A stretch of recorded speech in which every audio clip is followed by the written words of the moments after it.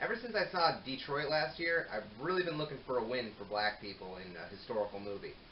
Kind of got one with Marshall, but that was way before Detroit, so it's like Detroit canceled that out. But this was the win I needed.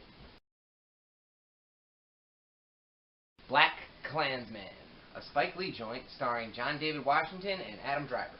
I'm a pretty big fan of Spike Lee, although I admit I haven't seen very many of his films. I know I've seen Do the Right Thing at least 1.5 times, but Miracle at St. Anna, I used to watch that every Memorial Day, so I've seen that dozens of times. Unfortunately, that's literally the scope of my knowledge of his filmography, so here's another one for that category. BlacKkKlansman is about a man named Black Curtis Klansman who tries to just get it. No, I'm kidding.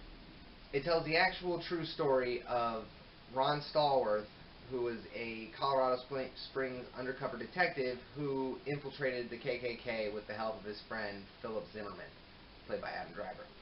And I thought this movie was fantastic. It was funny in the dialogue, not in the situations.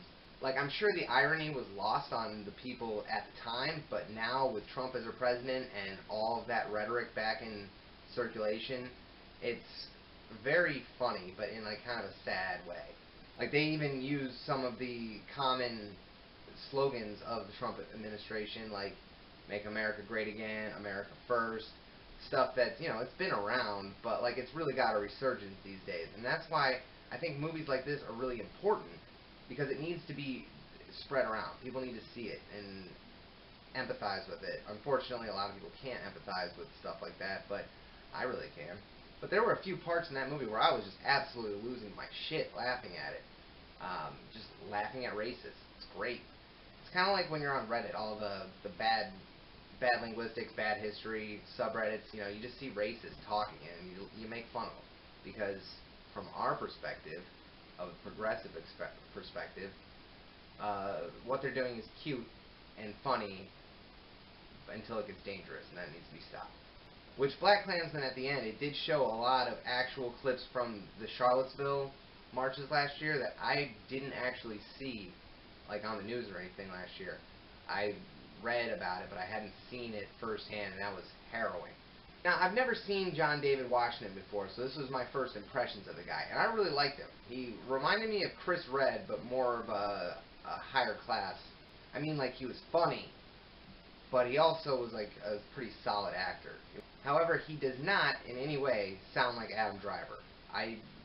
They didn't even come close to matching. Adam Driver's got like an echoiness to his voice, whereas John David Washington sounds like me if I was or he sounds like a black guy impersonating me, is what it sounds like. And they didn't quite match up, and I'm sure they could have found someone else Adam Driver-y that matched up with it, but it had to have been really tough. Like, in real life, they didn't have a casting call, so they would have had to have really lucked out that their voices were close enough, even though I really couldn't tell. I thought it was great, though, when David Duke was going on about how